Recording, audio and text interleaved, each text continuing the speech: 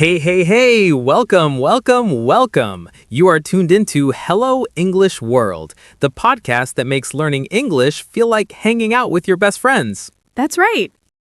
And if this is your first time here, trust me, you picked the best day to show up.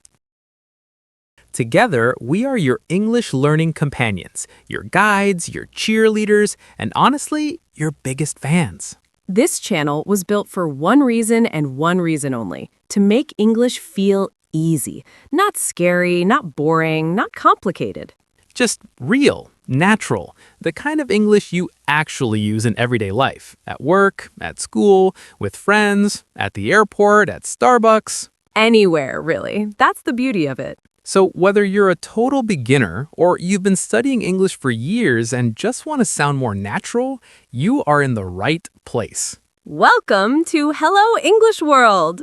Now, before we jump into today's topic, let me ask you something. Ooh, I love when you do this. Have you ever been in a situation where someone walks up to you and says, "Hi, tell me about yourself," and your mind just goes completely blank? Oh my goodness, yes. Every single time. Your heart starts beating fast, your palms get sweaty. And suddenly you forget your own name. Exactly! It's the most common situation in the world, and yet it trips people up every time. Well, not anymore. Today, we are going to fix that together. Today's episode is all about how to talk about yourself in English, confidently, naturally, and with a smile. So, Rose, let's start by talking about why this topic matters so much. Great idea. Leo, think about it. Almost every important conversation in life starts with introducing yourself. Right. Job interviews, meeting new classmates, starting a conversation with someone you like, traveling abroad. Even online, dating apps, LinkedIn profiles, first messages to new friends. All of it starts with, "So, tell me about yourself." And here's the thing. When you can talk about yourself clearly and comfortably in English, something magical happens. You feel more confident, you make a better first impression, people start taking you seriously. You feel more confident. You make a better first impression. People start taking you seriously. That's exactly what we want for every single listener of this podcast. That feeling, that confidence. Let's do it. All right, let's start with the absolute basics. When you introduce yourself, you usually start with three things: your name, your age or background, and where you're from. Super simple, right? Let's show our listeners what that sounds like. I'll go first. Hi there, my name is Leo. I'm 26 years old, and I'm originally from Chicago, Illinois. That's in the United States, in the Midwest, actually. Great, now me. Hi everyone, my name is Rose. I'm 24, and I grew up in London, England. But right now, I'm living in New York City, and I absolutely love it here. So, see how easy that was? Name, age, where you're from. Three simple things. And notice something. We said, I'm originally from and I grew up in. Those are two very useful phrases. Originally from means where you were born or where you come from. And I grew up in means the place where you spent your childhood, where you went to school, made your first friends. They might be the same place or they might be different. Exactly. So let's teach our listeners those phrases right now. Phrase 1. My name is blank. The most basic and clear way to introduce your name. Phrase 2, I'm originally from blank. Use this to talk about your hometown or country of origin. Phrase 3, I grew up in blank. Use this to describe where you spent most of your childhood. Phrase 4, right now I'm living in blank. Use this to share your current location. Now, listeners, I want you to pause this episode right now. Yes, right now, and say these lines out loud. Use your own name, your own age, your hometown. Don't be shy. Talking out loud is the fastest way to learn. Even if you're alone in your room, just say it. Say it in the mirror if you have to. Trust me, it works. Leo practices in the mirror every morning. I do not deny that. Okay, so now that we know your name, age, and where you're from, the next big question is, what do you do? This question means, what is your job? Or what are you studying? Or basically, how do you spend your days? In English, we usually answer this question in a very natural, relaxed way. Let me give you some examples. So for me, I'm a journalist. I write for a lifestyle magazine here in New York. I cover topics like travel, food, culture, and of course, language. Did you catch that? She said, I'm a journalist. Very direct. Then she said, I write for, which gives more detail. Then she said, I cover topics like, which tells you what she does in her job. That three-part structure is so useful. What you are, where you work, and what you actually do. Let me try. I'm a software engineer. I work for a tech startup in downtown Chicago. Basically, I build mobile apps, the kind people use every day on their phones. I love that basically. It's such a natural word to use when you're explaining something in simple terms. I love that basically, it's such a natural word to use when you're explaining something in simple terms. What if you're a student? That's totally normal to say too. Absolutely. You might say, I'm a university student. I'm studying business administration at the University of Texas.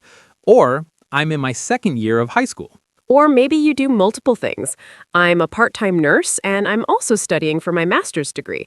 Life is busy. It's okay to say that. That's so true for so many people. Phrase 5. I'm a blank. State your job title or role. Example, I'm a teacher, I'm a student, I'm a doctor. Phrase 6. I work for, at, blank. Mention your company or school. Phrase 7. I'm studying blank. Use this for students to explain their field of study. Phrase 8. Basically, I, blank. Use this to simplify a complex job description. One more tip. Don't worry if your job title is hard to translate into English. Just describe what you do instead. So instead of trying to find the perfect translation, say, I help people with their taxes, or I design buildings, or I take care of elderly patients. Action words are your best friend here. Describe what you do, not just what you are. Okay, this is my favorite part because this is where your personality really comes through. Yes! When you talk about your hobbies and interests, you stop sounding like a robot and start sounding like a real, interesting human being. No offense to robots. None taken, I'm sure. Okay, so common ways to talk about hobbies in English include I love, I enjoy, I'm really into, and one of my biggest passions is. Let's model this together. Rose, tell us about your hobbies. Okay, so outside of work, I love reading, especially fiction. I'm a huge fan of mystery novels. I'm also really into photography. I take my camera everywhere. And honestly, I'm kind of obsessed with trying new restaurants. Food is my love language. That is so Rose. Food is my love language. That is a real phrase, everyone, and it means food is how you show and receive love. It's absolutely true. Lito, your turn. All right, so I'm a huge sports fan. I follow basketball and football religiously. I also love hiking. There's something about being in nature that just recharges my soul. And lately, I've been getting really into cooking. Like, I actually make my own pasta now. He does. It's incredible. He brought pasta to the office once and everyone was obsessed. It was a good pasta. The best pasta. Okay, listeners, now let's give you the key phrases from what we just said. I love, I enjoy. Basic and clear. Example, I love reading. I enjoy cooking. I'm really into. Informal and very natural. Shows strong interest. I'm a huge fan of. Use for sports teams, genres, or celebrities.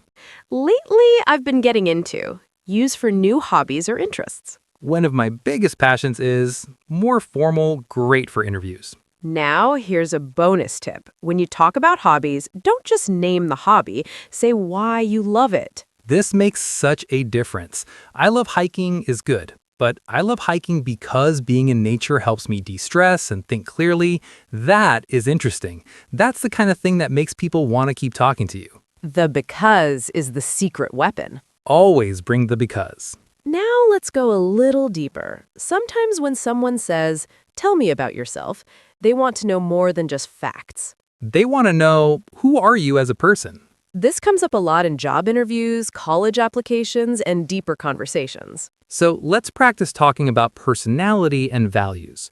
Leo, can you describe yourself as a person? Sure. Okay. So I would describe myself as someone who is ambitious, but also grounded. I care a lot about growth, both personally and professionally. I'm definitely an extrovert. I get energy from being around people. And I think one of my biggest values is loyalty. I'm very committed to the people I care about. That was beautiful. Did everyone notice the structure? He used, I would describe myself as, then gave an adjective, then explained it. He said, I care a lot about, and one of my biggest values is. Rose, your turn. Who is Rose the person? Okay, so I think I'm naturally curious. I always want to understand how things work and why people do what they do. That's probably why I became a journalist. I'm also pretty empathetic. I feel things deeply, and I try to be really present for the people in my life. And I value creativity a lot. I feel most alive when I'm creating something, whether that's a story, a photo, or even just a good meal. I love that. I feel most alive when. That's such a powerful phrase. Right? It's honest, and it really says something meaningful about a person. I would describe myself as great opener for personality descriptions. I'm an introvert/extrovert. It tells people how you recharge and interact. I care a lot about shows your values and priorities. One of my biggest values is direct and honest way to share what matters. I feel most alive when powerful and memorable phrase. Here's a list of useful personality adjectives in English, by the way. You can pick the ones that describe you.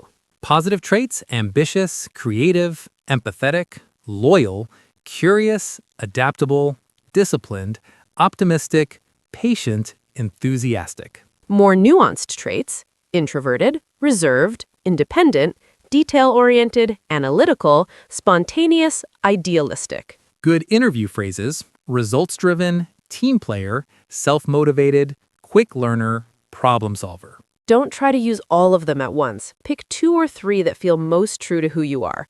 Authenticity always wins. All right, now for the exciting part, talking about your goals and dreams. This section is so important for job interviews, but also just for making real connections with people. When you share your dreams, people remember you. I'll start. So right now, my biggest goal is to build something meaningful in the tech world. I want to create an app that actually solves real problems for real people. Not just another social media platform, but something that changes someone's day. I love that. Mine is, honestly, I want to write a book someday, a travel memoir. Something about all the places I've been, the people I've met, and the conversations that changed how I see the world. That's going to be an amazing book. Thank you. We're going to make it happen. Now a few phrases you can use when talking about goals. My biggest goal right now is clear, direct, present-focused. In the next 5 years, I hope to great for interview questions about the future. I've always dreamed of more personal and emotional, very memorable. I'm working toward shows active effort, not just wishful thinking. One day, I'd love to casual and positive way to talk about long-term dreams. And remember, your goals don't have to be huge. I want to become more fluent in English is a real goal. I want to travel to Japan next year is a real goal. Own it. There's no such thing as a goal that's too small or too big. If it matters to you, it's worth saying. All right, everyone, we have come to the end of episode 1 of Hello English World. And what an episode that was. We covered so much today. Your name, your background, your job, your hobbies, your personality, your goals, and how to put it all together into a confident, natural, memorable self-introduction in English.